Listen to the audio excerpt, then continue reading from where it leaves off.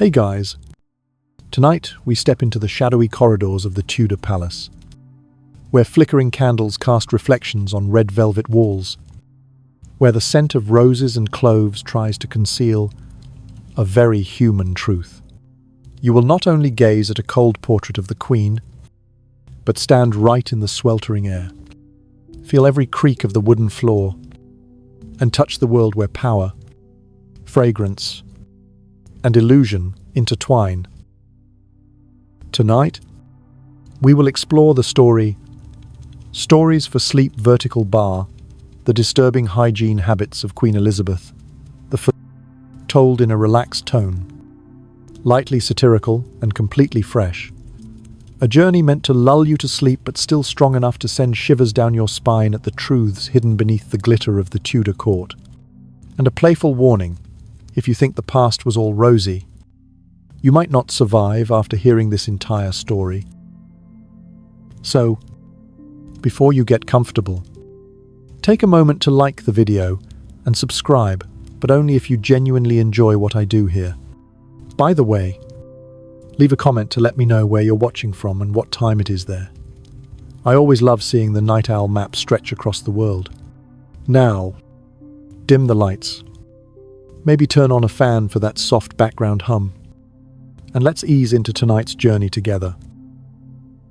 You gently rest your head on the pillow, close your eyes, and imagine yourself stepping through the heavy gates of Whitehall Palace. This was once the heart of England under Queen Elizabeth I, splendid in the eyes of the world, but at the same time one of the smelliest places in Europe. Don't laugh too soon, because it's true.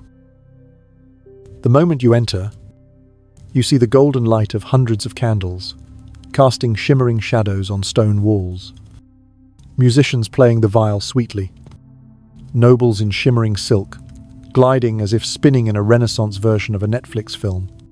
But what you breathe in is not Netflix at all.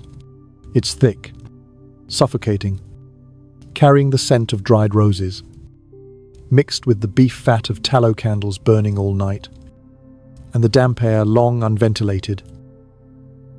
The official historical fact is that Whitehall was once the largest palace in Europe, where the Queen reigned for many decades. It had hundreds of rooms, archery grounds, a chapelle, gardens, and lavish banquets. But few mention that behind the grandeur, Whitehall was in fact a stew pot of smells. People had to carry small balls filled with fragrant herbs, called pomanders, hanging on their chest or tucked into their sleeves to survive, walking down the corridors. Imagine it like today when we carry a bottle of deodorizing spray into a crowded movie theater, simply to survive. A strange fact: Elizabeth herself was addicted to this fragrance weapon. Her gloves were soaked in rose oil, her cloak lined with lavender. Even the folds of her gown were stuffed with little sachets of cinnamon and dried orange peel. Wherever she went, a cloud of perfume followed. Foreign ambassadors once wrote that the Queen's presence could be sensed not only with the eyes but also with the nose, and that scent lingered for hours after she left the room. Sounds luxurious, but if you've ever come home reeking of barbecue smoke, you'll understand how her courtiers felt admiration mixed with headaches. Historians still debate one intriguing point: did Elizabeth truly believe in the medical power of fragrance?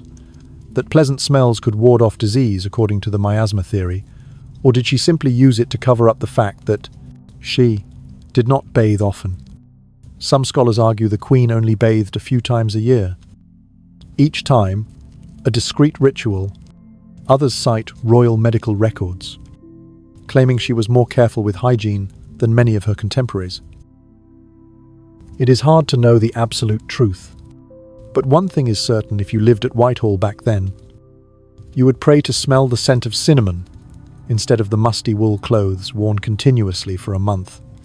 You imagine yourself slipping through the corridor, candlelight flickering against velvet walls.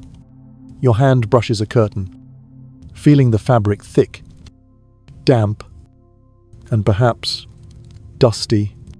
Each pull of the drape sends dust floating in the light like tiny fireworks. Beneath your feet, the wooden floorboards have absorbed decades of tallow smoke, smelling like popcorn forgotten in the microwave. And amid all the suffocating air, the Queen appears, her face covered in a white makeup so bright it looks like a porcelain mask. In reality, that makeup was a mixture of white lead and vinegar, a kind of foundation that today would make our skin crawl just hearing about it. But for Elizabeth, it was not only cosmetics. It was the shield that kept her image of power always shining. You see, in a world that did not yet know the concept of bacteria, people did not think foul odors or dirt were the cause of disease. They believed that illness came from bad air. Therefore, covering it with fragrance was considered medicine, a way to protect health. Sounds a bit funny, but have you ever sprayed a lot of perfume to cover the smell of an unwashed shirt before going to a meeting there? They were just like you, except instead of a couple of sprays, they drowned themselves in perfume. A small joke if you have an air purifier at home. Give it a little kiss. Because if Elizabeth I had one, perhaps all of Europe would owe you a thank you. From the little details like scented gloves, unwashed cloaks, to the dim glow of candles, all of it created a contradictory picture, luxurious but not clean, splendid yet suffocating. And you realize that power was sometimes just a layer of fragrance to cover things up. Like Instagram filters hiding the dark circles after a sleepless night. You sink deeper into that picture. And now let's move a little closer to the face of Queen Elizabeth. From afar, her face glows in the candlelight, smooth and white, like a flawless porcelain statue. But as you come closer, the light hits every line, and you realize the truth.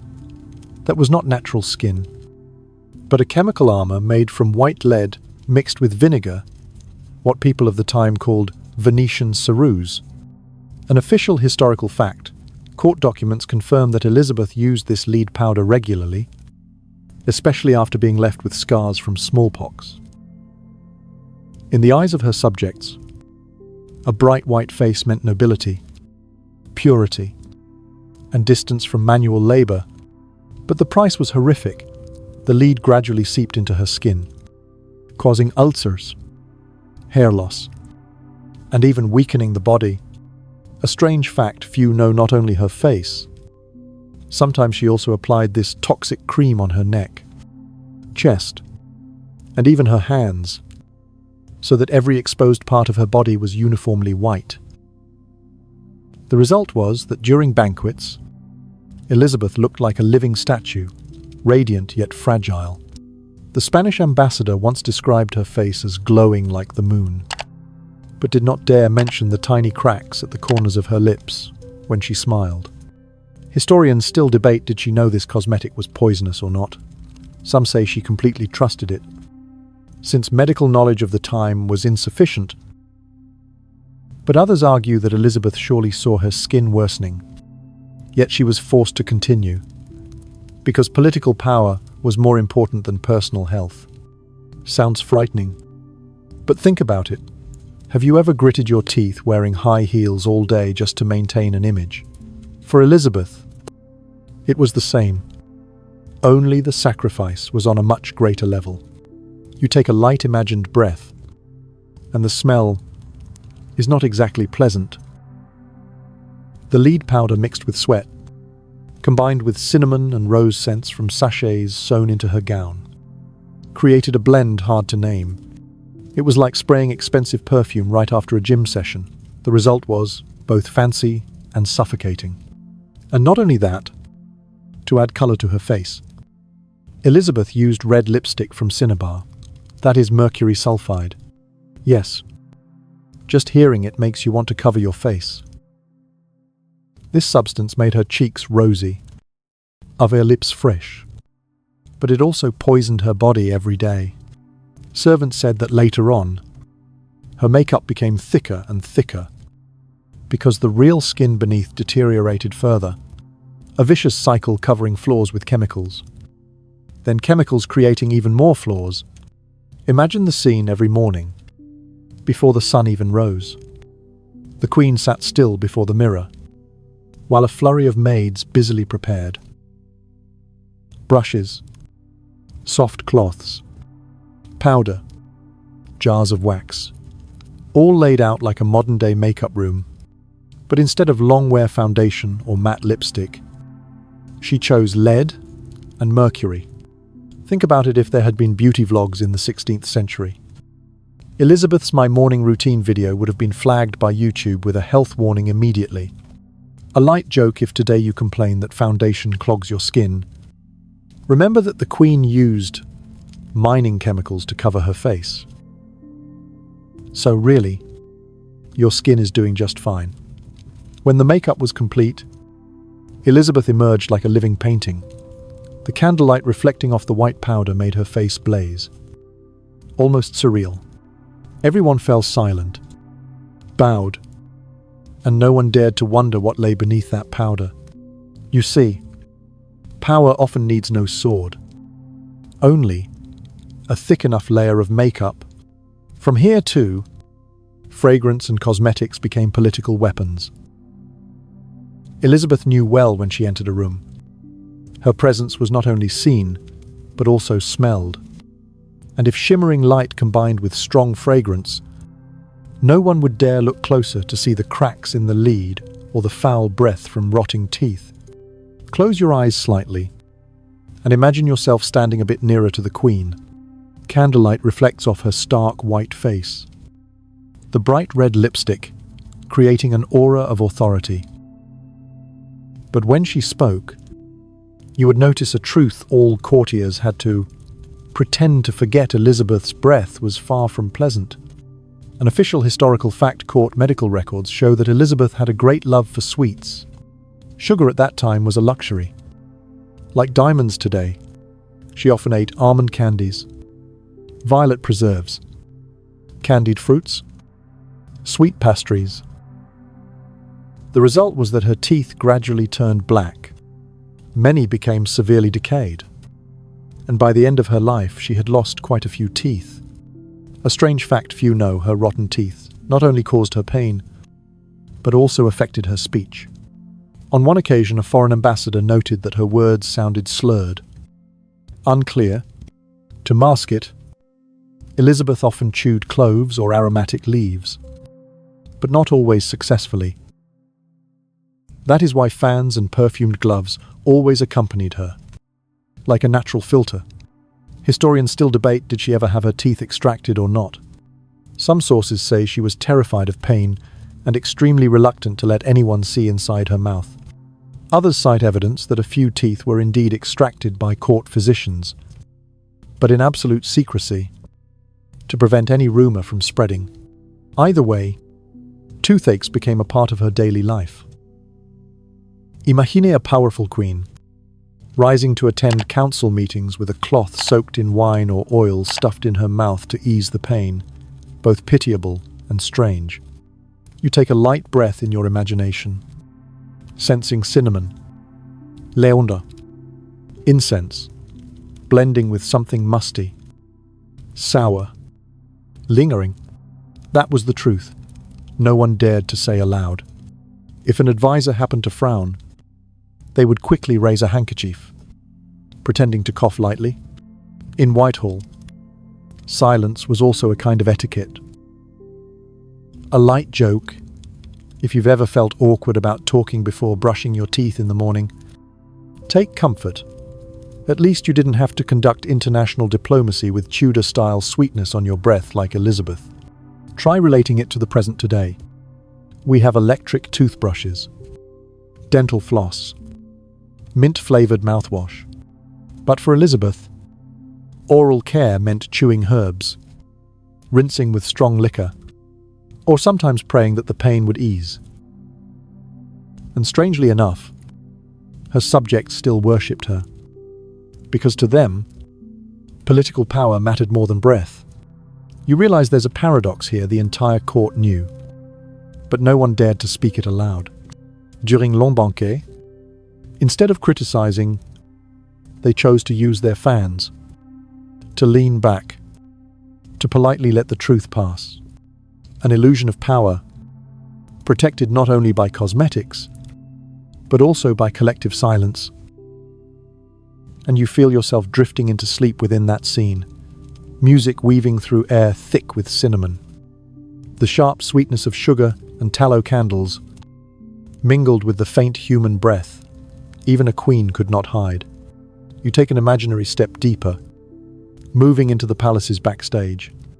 In a shadowed corner, behind a heavy velvet curtain, you find a chair that looks very ordinary. It seems like a reading chair, a resting seat. But if you lift the lid, you'll discover the secret. It is a close stool, or to put it plainly, the Queen's portable toilet, an official historical fact in the 16th century. There was no plumbing system or modern toilet in the palace. Instead, kings and nobles used this type of chair. It had a padded seat, with a copper or earthenware chamber beneath, later carried away by a designated servant. Elizabeth was no different. She had her own stool, decorated with damask, maintaining royal dignity, even while doing something very human. A strange fact rarely mentioned, this was a full ritual. Close ladies in waiting would stand ready, holding curtains, carrying cloths, sometimes even preparing small bowls of vinegar or perfume to mask odors. The servant responsible for cleaning had to swear loyalty, for they held the Queen's most sensitive secrets. There are even records that Elizabeth valued their silence as much as the political loyalty of a courtier. Historians still debate, did she truly maintain her royal composure even while sitting on the close stool?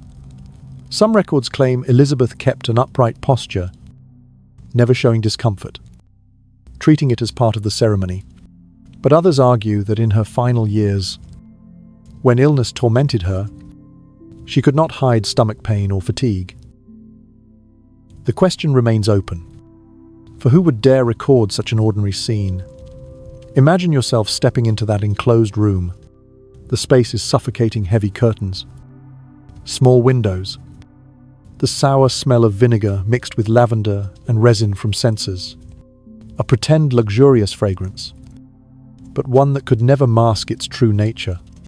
Each time Elizabeth left, servants had to fling the windows wide, waving incense smoke to clear the air, just like after an indoor BBQ party. A light joke if you've ever felt embarrassed when someone discovered you accidentally left tissue in the bathroom. Just think, at least you never had an entire team of ladies in waiting standing guard outside like Elizabeth. In that century, hygiene was tied closely to the concept of smell. People believed that the scent of herbs and fruits could ward off disease. Thus, beside the close stool, there were always vinegar-soaked oranges, scented sachets hanging on the wall, or bundles of dried leaves placed under the chair. For Elizabeth, masking body odor was protecting the image of the nation. You see, in the flickering golden candlelight, the Queen still sat solemn like a living statue, even though in that moment she was no different from anyone else. This was both amusing and touching, a symbol of power, still had to accept the truth that the body could never be perfectly fragrant. You leave that secret room, walking along a long corridor where the wind drifted through embroidered tapestries. The smell of vinegar and herbs fades, but immediately you are surrounded by another wall of fragrance, from the gowns, gloves, and massive wigs of the Queen. An official historical fact, Elizabeth was famous as a queen with a whole treasury of magnificent garments. Court records note she owned more than 2,000 dresses, most made of silk, velvet, damask, embroidered with gold and silver, and encrusted with pearls. But what few recall is, almost none of them were ever washed. In Tudor belief, water and soap were enemies of luxury fabrics. One mistake and an entire velvet gown could be ruined. So, They chose the illusion solution dusting, turning garments inside out, hanging them by the window, and hiding scented sachets in every fold. A strange fact, each dress became almost a living memory.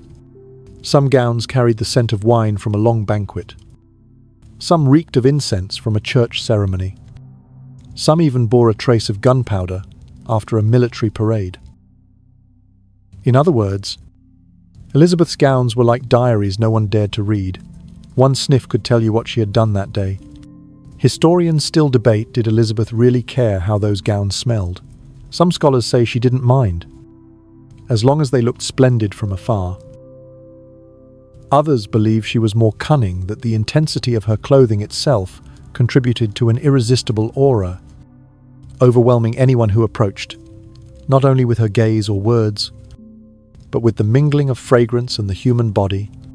Imagine her entering the great hall, layers of skirts sweeping across stone floors, creating a breeze that carried cinnamon, lavender, resin, and a faint mustiness.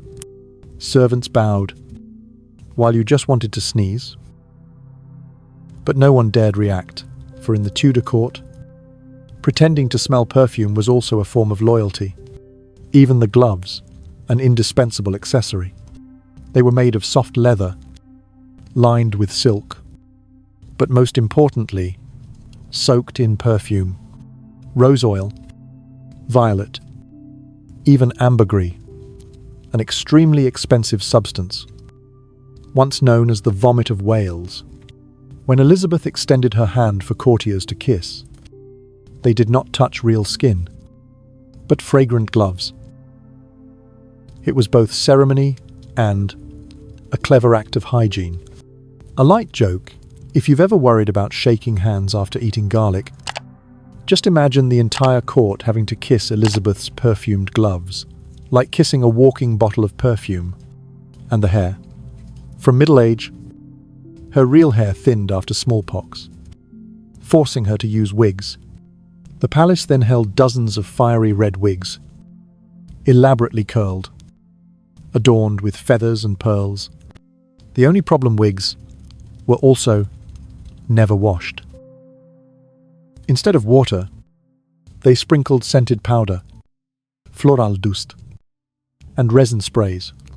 The result was that each wig became its own scent chamber. Some smelled sweet like roses, others a bit musty from being kept near damp walls.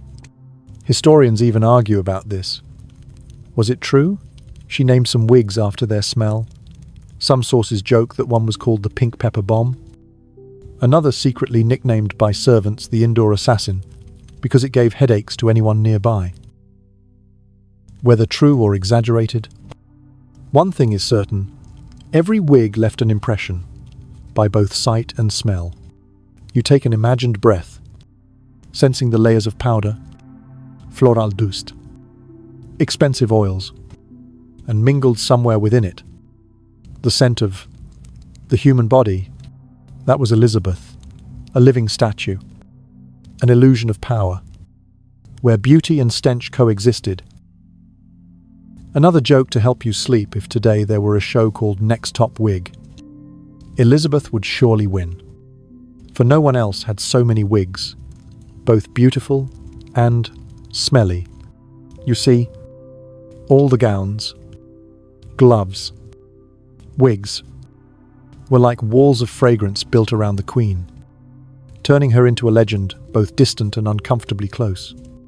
And the greatest irony, it was precisely those embarrassing details that made Elizabeth immortal in the memory of posterity. Pause for a moment and imagine a sweltering summer's day at Whitehall. Sunlight poured through narrow windows, spilling onto a richly embroidered carpet. In that room, Queen Elizabeth I sat motionless like a statue, draped in layers of brocade. Beside her, fans and vials of fragrance. But there was one detail few dared to mention: she almost never bathed. An official historical fact in the 16th century. People believed that washing with water could harm health. Medicine at the time was tied to the miasma theory. They believed that pores opened when exposed to water, allowing toxic air to enter the body and cause disease. Thus, instead of seeing water as a friend, the nobility treated it as an enemy. Elizabeth, like many other European monarchs, bathed only a few times a year, and even prided herself on keeping purity without water. A strange fact: when she wanted to refresh her body, she did not immerse herself in a soapy bath, but simply used a cloth soaked in wine or scented vinegar to wipe her neck, hands, and face. On special occasions, her ladies prepared herbal baths of roses, mint, bay leaves, but these were more ritual than true hygiene. People said that instead of coming out clean, she emerged from the tub with a cloud of fragrance, covering all lingering odors. Historians still debate. Some say Elizabeth truly believed in the miasma theory, avoiding baths to protect her health. Others argue she had another reason. Keeping the body untouched was seen as a symbol of chastity, in harmony with the title Virgin Queen. Was it a misguided medical belief, or part of a political strategy? The question remains open. Think about modern life: brushing teeth every morning, washing your face, showering with hot water, spraying perfume. Now imagine wearing the same outfit for a week, using only sachets to mask odors. Perhaps you already shudder. But for Elizabeth, that was the standard. A light joke: if Elizabeth lived today, bath and shampoo companies might go bankrupt because the Queen simply refused to use them. In reality, the entire Whitehall Palace had no modern plumbing. Bathtubs of wood or metal were brought out only when needed. After each rare bath, the water was drained manually with buckets. That scene was surely far from the splendor shown in paintings. Thus, the choice of not bathing actually became reasonable in the eyes of the court.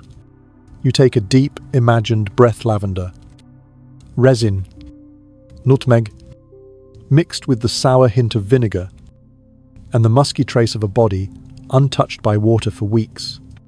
That was Elizabeth, a symbol of power wrapped in layers of fragrance. But beneath it, a very human body, with sweat, with fatigue, with breath as real as anyone else's. Now imagine whenever Elizabeth consented to touch water, the entire court treated it as a special event, almost a religious ritual. Servants had to prepare hours in advance. The bath, often oak or lined with tin, was carried into her private chamber, draped with cloth to block drafts. The water was no ordinary water, but a warm mixture boiled with dried roses, mint leaves, rosemary, and sometimes even a splash of red wine to kill germs. As people then believed, an official historical fact documents from the Tudor court show that the nobility considered bathing dangerous if done too often. Physicians advised the Queen to bathe only when truly necessary, and always with accompanying herbs to protect the body. Thus, when Elizabeth immersed herself in a tub, she was surrounded not only by towels and basins, but also cloth bags filled with licorice, sage leaves, rose petals, all dropped in to turn the bath into a kind of sedative medicine. A strange fact few people know in some records. It is said that Elizabeth often did not soak for long. She only let the water touch her skin for a few minutes, then quickly dried herself, adding another layer of scented powder, as if afraid that her body would be open too long for illness to enter. The towels used afterward were kept separately, never washed with anyone else's things, because people believed that the royal body's scent also carried special power. Historians still debate: was Elizabeth truly that afraid of water, or did she simply dislike the feeling of being bare and out of control? Some scholars suggest that, since in her youth she had survived smallpox and was haunted by health fears, not bathing became a preventive habit. Others argue that the Queen used this very difference to reinforce the title of Virgin Queen, a body untouchable, even by soap and water. Imagine it flickering candlelight. Misty steam. A room filled with herbal scents. Instead of relaxing like today's spa, Elizabeth sat stiffly, letting a few drops of water fall onto her pale skin covered in lead powder, then quickly ended the session. No soapy bubbles. No easy laughter. Only heavy silence. Like a ritual ceremony. A light joke, perhaps, if there had been a spa and wellness app back then. Elizabeth would have given it 1 star. With the review, too dangerous. No more bathing. When she stepped out of the tub, her ladies-in-waiting immediately dried her, applied scented oils, slipped on perfumed gloves, and dressed her again in heavy layers of clothing. Every trace of water vanished, leaving only an overwhelming sweetness of fragrance. For the court, that was a sign the Queen had been purified.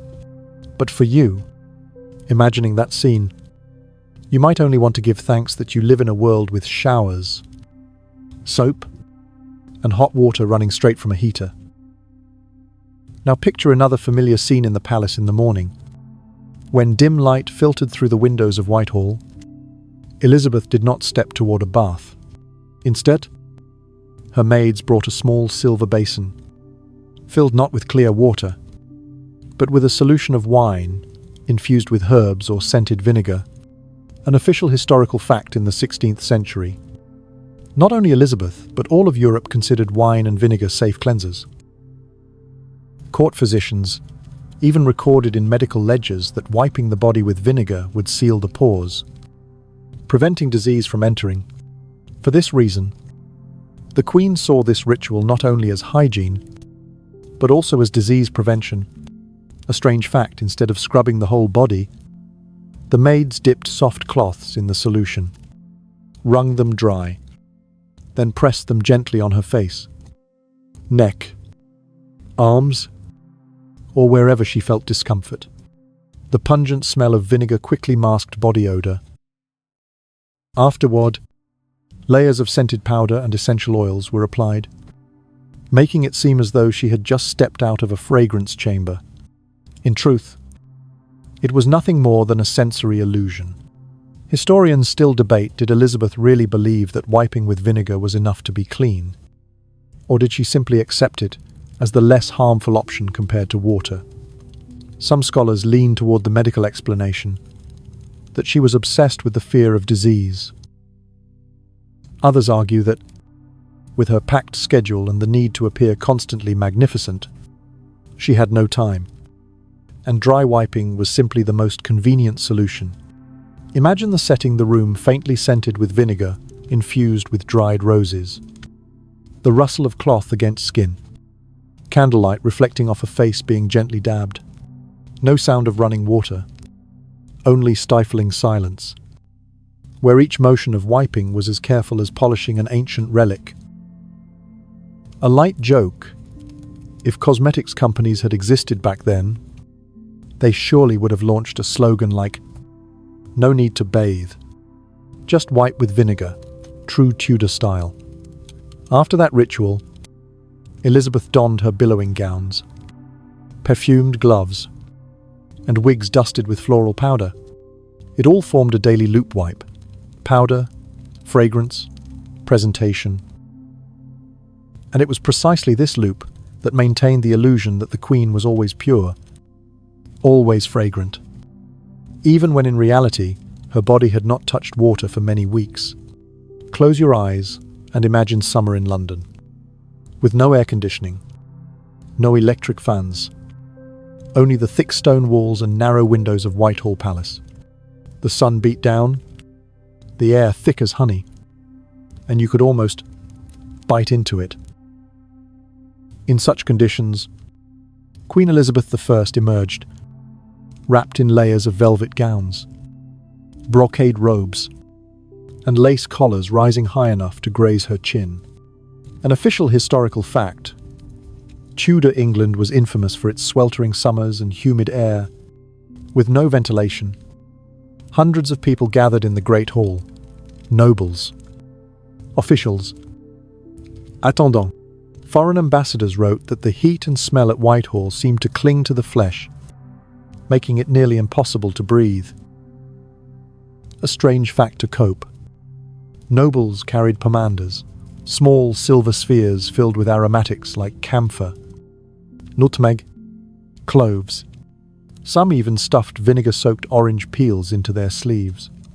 But instead of cleansing the air, these only made the atmosphere more chaotic. Roses mixed with sweat, incense clashing with powder, nutmeg tangled with human breath, unwashed for months. The result was an unforgettable banquet of smells.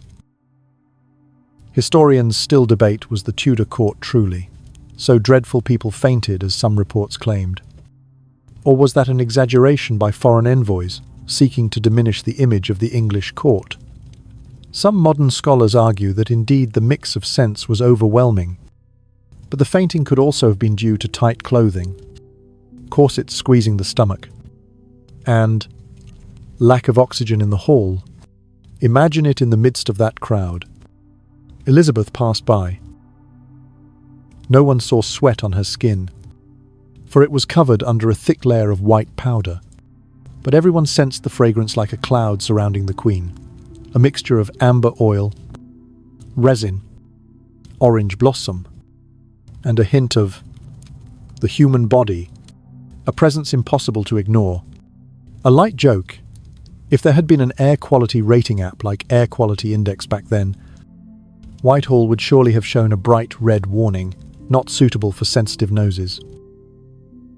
The hotter the summer, the stronger the smell. The wall hangings, the heavy velvet gowns, even the Queen's wigs, all acted like sponges, absorbing sweat and candle smoke, then releasing it in waves as the temperature rose. For foreign guests, it was a shock. For the English at court, it was simply the smell of power, something everyone had to get used to. Picture this at banquets. When foreign ambassadors or nobles were granted an audience, they did not kiss Elizabeth's bare hand. They kissed her glove. And those gloves were no ordinary ones. They were soaked in rose oil, rubbed with resin, dusted with cinnamon, and even stitched with tiny inner sachets filled with dried herbs. Each time she extended her hand, it was not only a gesture of power, but also a fragrant preemptive strike. An official historical fact: perfumed gloves were a luxurious accessory common among European nobility in the 16th century, and Elizabeth was famous for her vast collection. Records note she owned hundreds of pairs, each with a distinct scent, used for different occasions. A strange fact: some gloves were so heavily infused with fragrance that the scent clung to the lips of those who kissed them. Several ambassadors reported that after leaving an audience, their mouths still carried the taste of clove or licorice, a diplomatic kiss that lingered for hours. Historians still debate, were those gloves merely a fashion habit or a subtle political strategy? Some argue that Elizabeth deliberately turned fragrance into a soft weapon, ensuring that anyone who approached her would never forget her presence. Others believe more simply that she just wanted to hide the fact that her hands were not often washed, and perfume was the only solution. Imagine the feeling of a young noble bowing down, pressing his lips to the soft glove, rose and camphor flooding his nose, yet underneath a faint whiff of aged leather, unwashed. You lift your head, see the Queen's icy smile, and wonder, did I just kiss power? Or did I kiss a walking sachet? A light joke, perhaps, if Elizabeth lived today? She would launch her own perfume brand, with the slogan "Royal Hands," the scent that makes you bow. Gloves were also a shield. Through them, Elizabeth rarely revealed her true skin. The world saw fabric, lace, leather, fragrance, but not the thin, cracked fingers beneath. That hand became a symbol distant, alluring, untouchable. And so, kissing her glove was not just a ceremony, but a reminder the distance between subject and queen could never be crossed. Imagine this scene during banquets. When foreign ambassadors or nobles were granted an audience, they did not kiss Elizabeth's bare hand. They kissed her glove. And those gloves were no ordinary ones. They were soaked in rose oil, rubbed with resin, dusted with cinnamon, and even stitched with tiny sachets inside, filled with dried herbs. Each time she extended her hand, it was not only a gesture of power, but also a preemptive strike on the senses. An official historical fact, perfumed gloves were a luxurious accessory popular among European nobility in the 16th century, and Elizabeth was famous for her vast collection. Records state that she owned hundreds of pairs, each with its own scent, used for different occasions. A strange fact, some gloves were so heavily infused with fragrance that the scent lingered on the lips of those who kissed them. Many ambassadors recalled that after leaving an audience, their lips still carried the taste of clove or licorice, a diplomatic kiss that lasted for hours. Historians still debate were those gloves simply a beauty habit, or also a subtle political strategy. Some argue that Elizabeth deliberately turned scent into a soft weapon, ensuring that anyone who came near would always remember her presence. Others believe she simply wanted to hide the fact that her hands were not often washed, and perfume was the only solution. Imagine the feeling of a young noble bowing down, pressing his lips to the soft glove, the smell of roses and camphor flooding his nose. But beneath it, a faint whiff of old, unwashed leather. You raise your head, see the Queen's icy smile, and wonder, did I just kiss power? Or did I kiss a walking sachet? A light joke, perhaps, if Elizabeth lived today. She would launch her own perfume brand, with the slogan, "Royal Hands," the scent that makes you bow. Gloves were also a shield. Thanks to them, Elizabeth rarely revealed her true skin.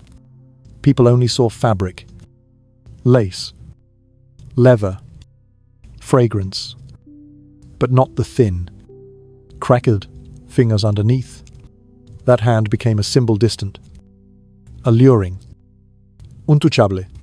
And so, kissing her glove was not just a ritual, but also a reminder the distance between subject and queen could never be crossed. Close your eyes and imagine a morning in Elizabeth's dressing room. After being wrapped in heavy layers of gowns, she was not yet complete. The next step was the crown on her head, the wig. Each wig was like a sculpture, curled, powdered, sprayed with fragrance, and adorned with pearl pins or feathers. From afar, it looked like a radiant halo. But there was one secret: they were never washed. An official historical fact: Elizabeth was famous for her enormous wig collection, with several dozen different styles, allowing her to maintain the image of brilliant auburn hair even as her real hair turned grey and thinned in middle age. This was also a common fashion among English nobility of the time, but Elizabeth turned it into her own signature, a strange fact to preserve the noble scent. Her maids often dusted the wigs with violet powder, cinnamon, or resin. Sometimes they even sprinkled rice powder to add volume. The problem was that all the powder, sweat, and oils from the scalp accumulated over time, giving the wigs a very distinct odor. Some diplomatic records even described that one could recognize the Queen's presence from the lingering scent before she entered the room. Historians still debate, were Elizabeth's wigs truly just tools of beauty, or part of a political strategy? Some argue that she used them to project the image of the eternal Queen, neither old nor weak. But others suggest the wigs were often fragrant masks, hiding the truth that her scalp was far from clean. Imagine this slightly satirical scene at a summer banquet. Candle burning hot. The perfumed powders on the wigs began to evaporate. A cloud of floral scent, resin, and sweat mixed together spread out. Noble bowed, praising. The Queen shines like the divine. while in reality everyone silently tried to breathe as shallowly as possible. A light joke if there had been a wig wash and blow-dry salon back then. Elizabeth would surely have been a diamond-class VIP, booking appointments every week. And so, from gloves, gowns, to wigs, none were clean by modern standards. But for Elizabeth, they were part of a ritual maintaining distance, sustaining illusion, preserving power. No one dared mention the real smell, because in that world, speaking the truth meant ending one's career. Imagine this: by the end of 1602, Whitehall Palace no longer echoed with the lively music of festivals. Instead, a heavy atmosphere lingered, thick with the scent of resin and candles burning day and night to conceal a truth. Queen Elizabeth I was slowly leaving this world. An official historical fact: Elizabeth died in March 1603, after more than 44 years of reign. Her long and powerful dynasty ended in a quiet room, without the sound of triumphal drums, only the sighs of ladies-in-waiting and courtiers, a strange fact in her final days. Elizabeth almost refused to lie down. She sat propped up on high pillows, dressed in a white gown, a familiar symbol she chose to radiate an image of purity to the very end. Servants recalled that she rejected her bed, sitting for hours, eyes open, silent, as if afraid that if she closed them, she would never open them again. Historians still debate: did Elizabeth die from infection, from physical exhaustion, or from complications after decades of using cosmetics laced with lead and mercury? Some medical records from the time describe her as severely emaciated, her skin ashen, her teeth nearly all gone. Others argue the real cause was age, and the long strain of sustaining the image of an immortal queen before both her subjects and her enemies. Imagine the scene: a room draped in heavy velvet curtains, candlelight flickering against a thin face covered in white lead powder. The smell of dried roses, resin, and aged sweat blended into an invisible veil covering the space. Ladies-in-waiting stood around, heads bowed, no one daring to cough, no one daring to admit that the once glorious queen was now only a weary body in a white gown far too heavy for her exhausted frame. A lightly satirical, but somewhat bitter joke. Perhaps Elizabeth was the first to invent working to exhaustion, only instead of in an office. She did it on a throne. She refused food, sipping only a few drops of diluted wine, occasionally chewing herbs to ease her toothache and nausea. Servants recalled that at times she was so silent, everyone thought she was gone. But then her eyes suddenly opened, glittering in the candlelight, as if to remind them, "I am still the queen. I have not fallen." At last, after many days and nights of struggle, Elizabeth I departed in silence. No long-winded last words, no tearful drama. She left as she had lived, a symbol, a statue of flesh and bone cracked, but still forcing itself upright until the very last moment.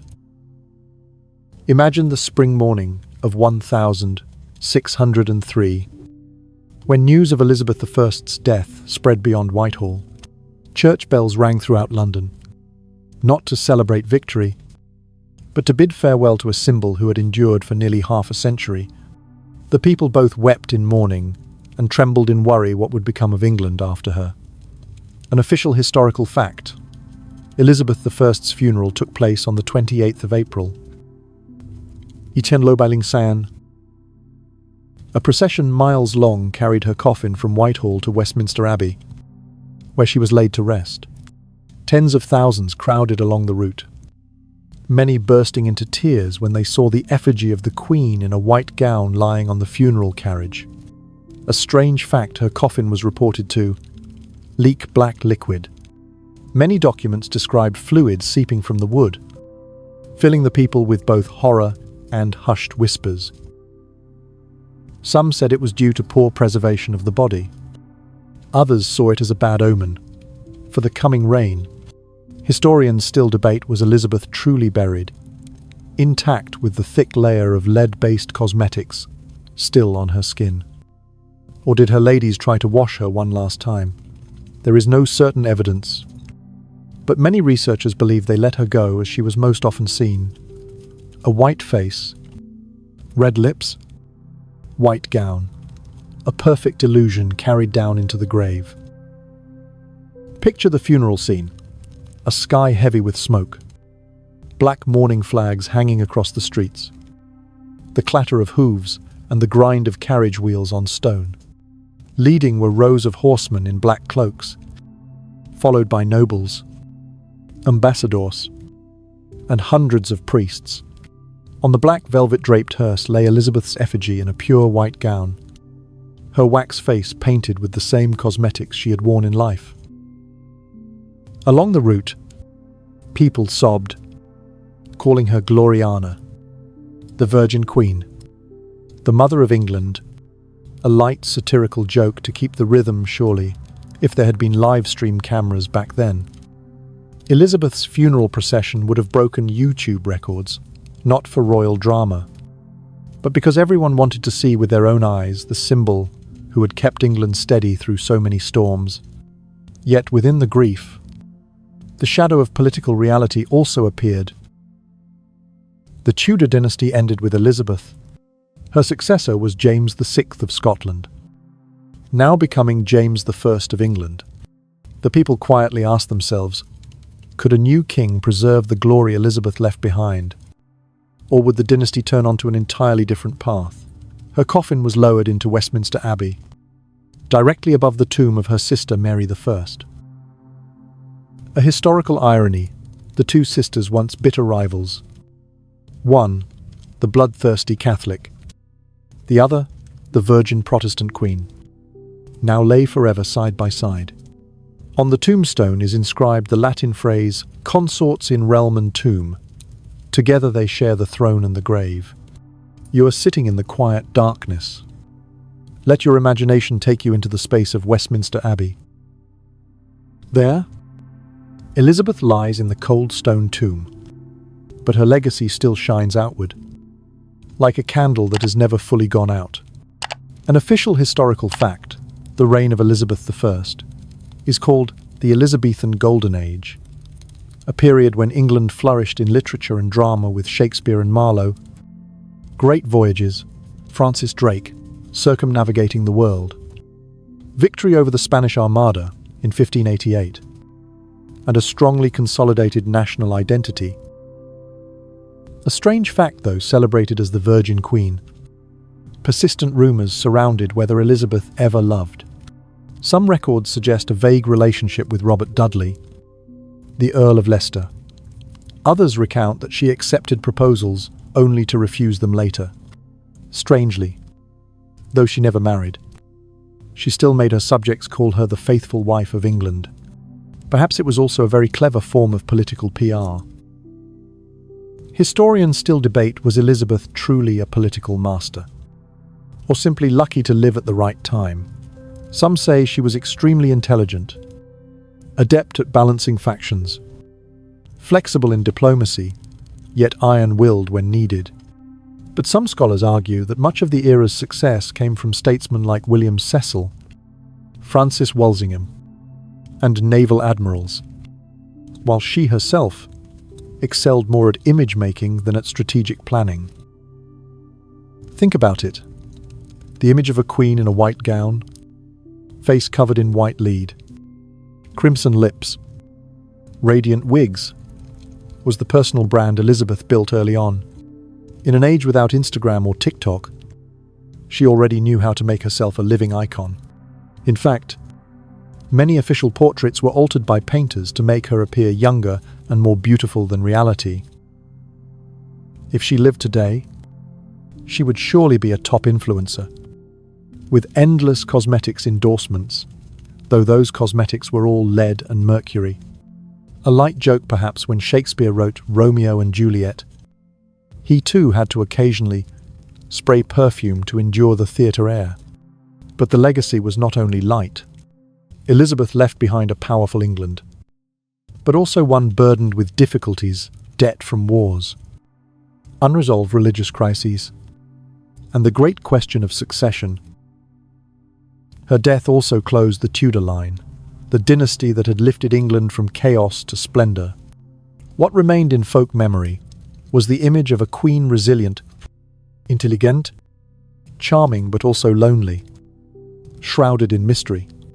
She is remembered not only as a politician, but also as an artist of power, one who turned deception into art, fragrance into a weapon, and solitude into an immortal symbol. Relax your body. Imagine yourself lying in an old room in Whitehall Palace. Yellow candlelight flickering across the stone walls. No more noise of court politics. No more hoofbeats of ambassadorial processions. Only the echo of a queen who has become legend. Elizabeth I is gone, but her presence still lingers everywhere. In poetry, she is Gloriana, the goddess of light. In music, she is the muse for countless songs of praise. In folk memory, she remains the queen in white, the one who stood firm against the Armada storm and kept the nation from being swallowed by the Spanish Empire. An official historical fact in 1588. Elizabeth herself appeared before the soldiers at Tilbury, dressed in silver armor, and made her famous declaration that I have the heart of a king, not of a weak woman. That moment forever etched her image as a spiritual warrior, even though in reality, she never wielded a sword on the battlefield. A strange fact, few know Elizabeth loved music and dance. In her youth, she could play the virginal, a Renaissance keyboard instrument with great skill. Some records even say she once danced for hours, astonishing the entire court with her stamina. Hard to believe, isn't it? The woman remembered by posterity as stern and solemn was once deeply in love with beauty and freedom. Historians still debate, was Elizabeth truly content with the choice to live and die as an unmarried queen? Or deep down did she regret never knowing a complete love? Some believe she placed national interest above all, refusing marriage to keep England free from foreign entanglements. But others lean toward the idea that loneliness, fears, and the trauma of childhood witnessing her mother, Enebulun, executed, made her unable to ever fully trust another man. Put yourself in her place, living your whole life under constant scrutiny. Every smile, every step a political act. Perhaps you too would choose solitude. For love may be sweet, but a throne is never shared. A light-hearted joke if Tinder had existed back then. Elizabeth would probably have swiped left on every European prince, just to keep her single and ruling profile perfectly intact. Her legacy also lies in strengthening the English people's belief in national identity. When Elizabeth ascended the throne, England was poor, backward, and divided. When she departed, the country had joined the ranks of great powers, and English culture entered a golden chapter. But every light leaves its shadow. The national debt was heavy. Religion remained divided. And many colonies were still only dreams on paper. Today, when people speak of Elizabeth I, they remember a woman who turned weakness into strength, perfume into armor, and solitude into legend. She was at once a person, a character in a play, and a never-ending performance.